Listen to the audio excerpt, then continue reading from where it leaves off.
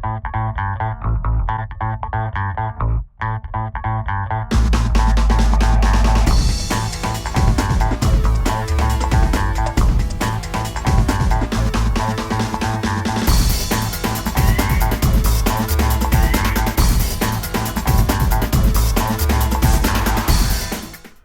hello everybody and welcome back to Geordieland 1892. Obviously haven't really been putting a lot of videos up because of the situation, games being cancelled here, there and the other, and then that horrible international break. I hate international breaks. Watched the Italy-England game on Friday night and it was a pile of shite. It was like watching paint dry, I have to say. There was a bit more fighting spirit in them on the Monday night when they played Germany, coming back from 2 goals down. But unfortunately, our goalkeeper, who played in both games, Nick Pope, he did make a bit of a calamity in that game. Let's hope that he can shake that off and it doesn't, stay with him. He's a young, confident goalkeeper. I'm sure he can shake that off, no problem.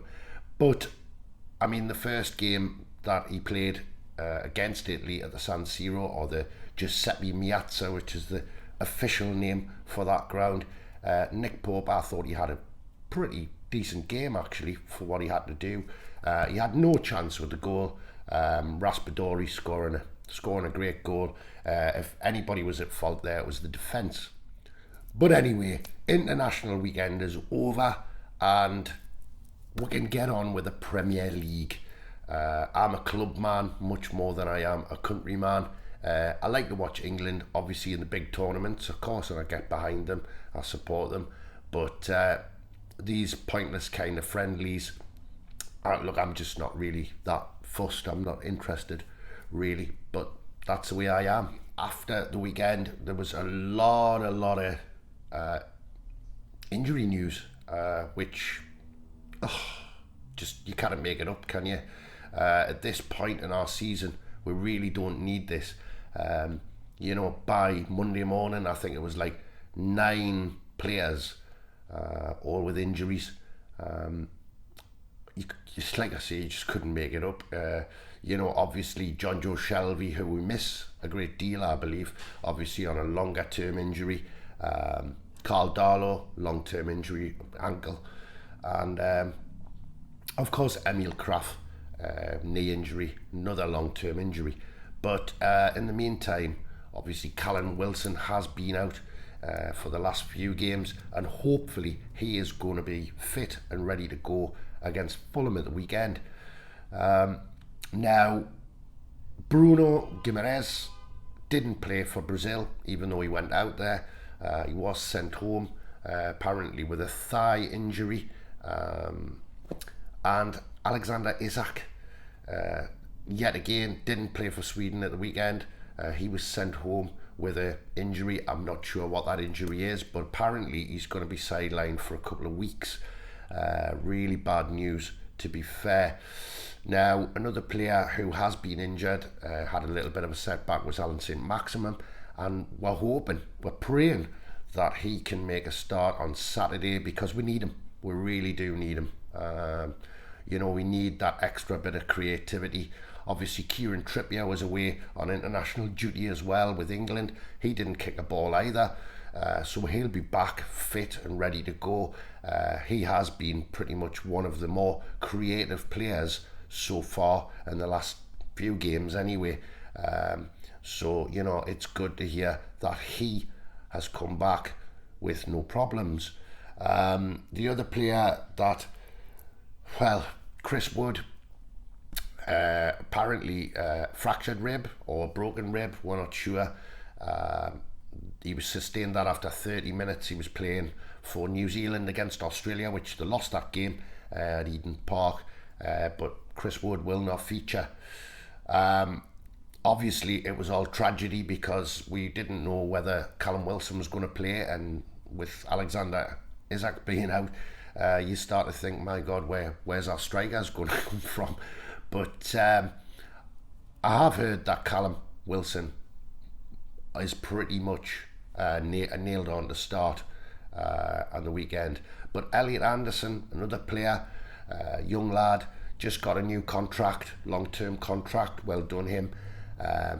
He wasn't even on the subs bench for the Bournemouth game, but he should be back, and maybe he might get a start. Would be nice to see, wouldn't it?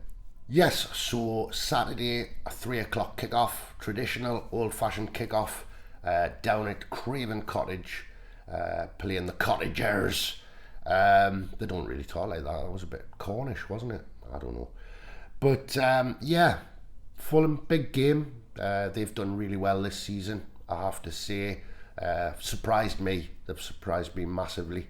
And our ex-attacker, Mitrovic, is doing very well for them at the minute. 6 goals in 7 games, I believe, for the Cottagers so far. Also at the weekend, Mitrovic playing for Serbia. He scored a hat-trick against Sweden in their win. So he is a man on fire at the minute. And whoever plays at the back, I would imagine probably be Dan Burn. They're going to have to keep an eye on him. Obviously, ex-strikers, ex-players always want to prove a point. And Mitrovic, you know, he did all right at Newcastle. I just think that the problem in the end was his temperament. Rafa Benitez didn't particularly like his temperament. He used to get the red mist quite a lot, didn't he? But he's that kind of player, and Newcastle are going to have to watch him like a hawk on Saturday. Now, Newcastle and Fulham have come across each other in all competitions 76 times in history. The first time being on the 28th of March 1908, and it was in the FA Cup. It was played at St James's Park, and Newcastle won that one 6-0 back in the day. I'm not old enough to remember that. I might look it, but you know, but it was a long time ago.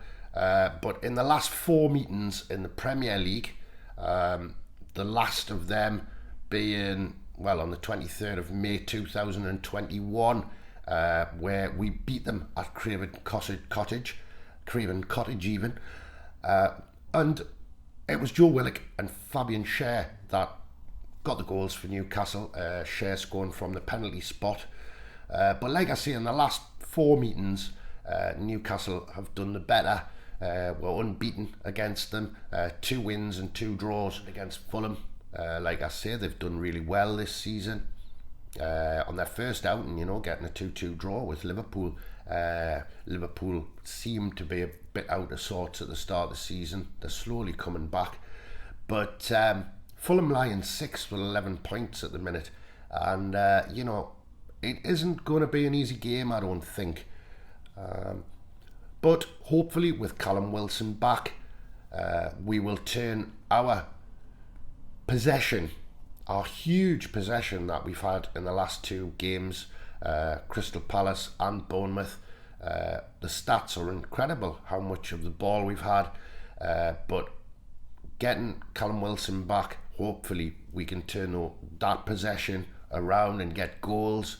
And hopefully Alan St-Maximin will be back as well to back up that creativity, if you like. Now, obviously, getting 3 points would be massive down there.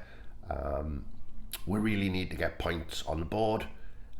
We really need to start edging up the league.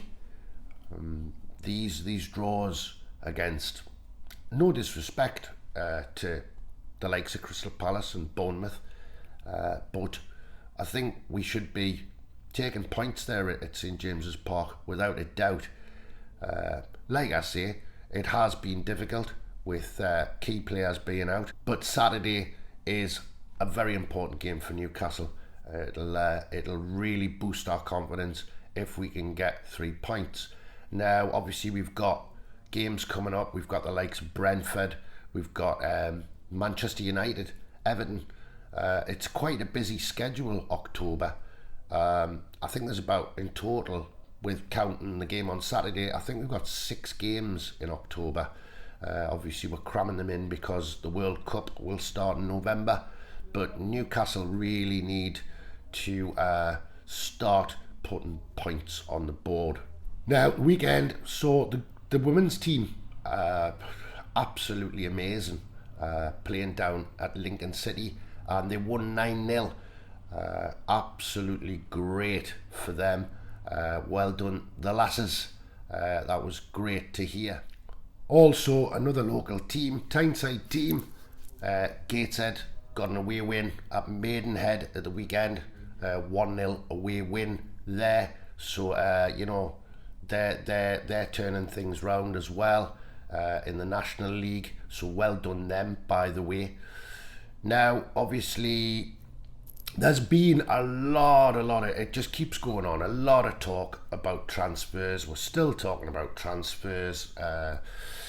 It is strange this year because really, I mean, here we are in October, and the next transfer window will be January. It's not that far away really, but there is a lot of talk about transfers already.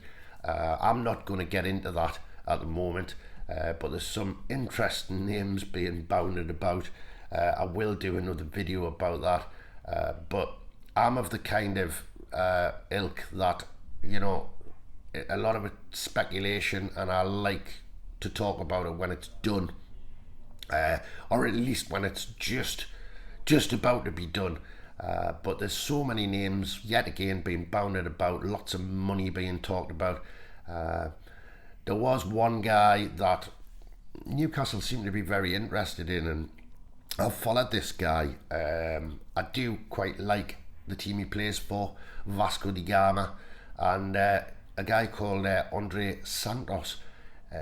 But whether that comes through, I really don't know. But I will talk about that on another video. There's, like I say, there's lots of other names being bounded about. I will be back after the Fulham game to talk about the match and what went right, hopefully. And hopefully no VAR. Only if VAR is on our side, that is. So, if you like the video, please like it. Please subscribe. It doesn't cost you anything. It helps the channel out massively. Helps us out massively here on Geordieland 1892 or on the Volley. We do have a betting forum video that goes up. Have a look at that with myself and Shah. And also, if you like Celtic, Shah deals with that side of the channel. So from me, keeper, Geordieland 1892, all the best and have a great weekend.